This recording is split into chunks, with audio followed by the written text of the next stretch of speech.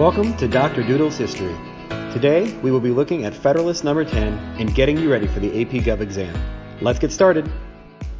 Our learning objective for this section is to explain how models of representative democracy are visible in major institutions, policies, events, or debates in the United States. Before we get started, let's provide some context. At this point, the Constitution is awaiting ratification and needs 9 of the 13 state legislatures to ratify it for the Constitution to take effect. The supporters of the proposed Constitution were called the Federalists. The opponents of the proposed Constitution were called the Anti-Federalists. Let's briefly look at each ideology. First, the Federalists favored a stronger central government because they believed it could best protect individual rights and freedoms. The Anti-Federalists favored a stronger state government because they believed a strong central government could easily become oppressive. Second, the Federalists feared the tyranny of the majority, and the Anti-Federalists feared a tyrannical government that oppressed the rights of the people and the states. Therefore, they had differing views on a Bill of Rights. Third, the Federalists were against a Bill of Rights because they claimed that the people and the states kept any powers not given to the federal government in the Constitution. The Anti-Federalists strongly favored a Bill of Rights because they were concerned that a large central government could violate their rights. Finally, noted Federalists are James Madison, Alexander Hamilton, and George Washington. Some noted Anti-Federalists are Patrick Henry, George Mason, and Samuel Adams. In October of 1787, 3 prominent Federalists, James Madison, Alexander Hamilton, and John Jay, wrote a series of 85 essays called the Federalist Papers. These essays were published in New York newspapers under the pseudonym Publius to garner up support for the ratification of the Constitution. James Madison wrote Federalist number 10 to defend the Republican form of government outlined in the Constitution. The Anti-Federalists argued that the proposed government would be too large, unresponsive, and possibly tyrannical. In Federalist 10, Madison explored majority rule versus minority rights and contended that the only way to control tyranny of the majority was through a Republican form of government.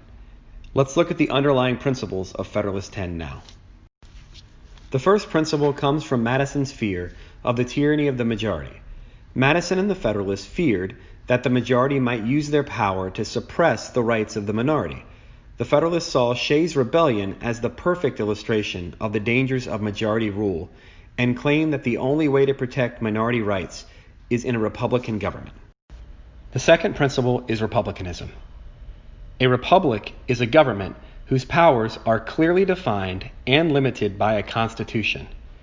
In a republic, representatives are elected by the people, and those elected representatives make and enforce laws and policies.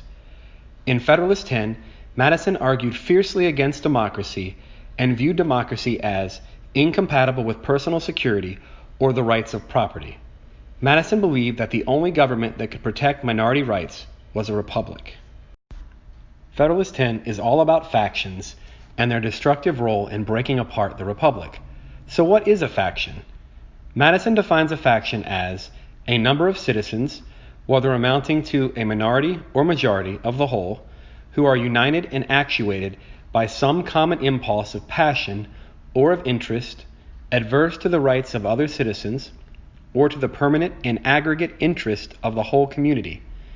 In today's society, an example of a faction might be a political party, an interest group, or even a social group at school, such as the jocks.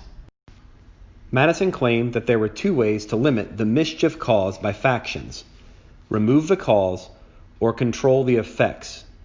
When he talks about removing the causes, there are 2 options. First, give every citizen the same option, which is impossible and takes away individuality. The other option would be to outlaw factions, but that would destroy liberty and lead to tyranny, so both of these options are out. Since Madison believed that factions are an inevitable product of human nature, we get into the meat of his argument. The only way to control factions is to control their effects. So how can we control those effects? Madison proposes 3 options. a pure democracy, a small republic, or a large republic.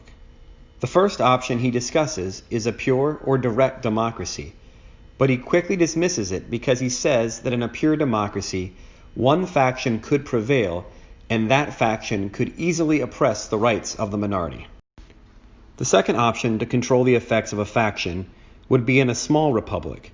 However, Madison claimed that a smaller republic could lead to fewer viewpoints, and fewer viewpoints could increase the chance of a majority faction developing, and that faction could oppress the rights of the minority. So that leads us to Madison's solution. Madison believed that the best way to control a faction was in a large republic. A large republic will lead to more factions, which leads to the diminished power of each faction, which therefore decreases the chances that a majority faction will develop and oppress the rights of the minority. Now let's go over what you need to know for the AP exam. First, remember that factions are self-interested groups that could potentially harm society. Second, remember that factions are an unavoidable product of human nature. Third, remember that abolishing factions would abolish liberty and possibly lead to tyranny. Fourth, remember that competing factions prevent any one faction from becoming too powerful. And lastly, remember that a large republic would protect against the dangers of factions. Thanks for watching. Be sure to subscribe to Dr. Doodle's History to be notified when new videos are posted. Additionally, if you are a teacher looking for lesson plans, click the link below this video.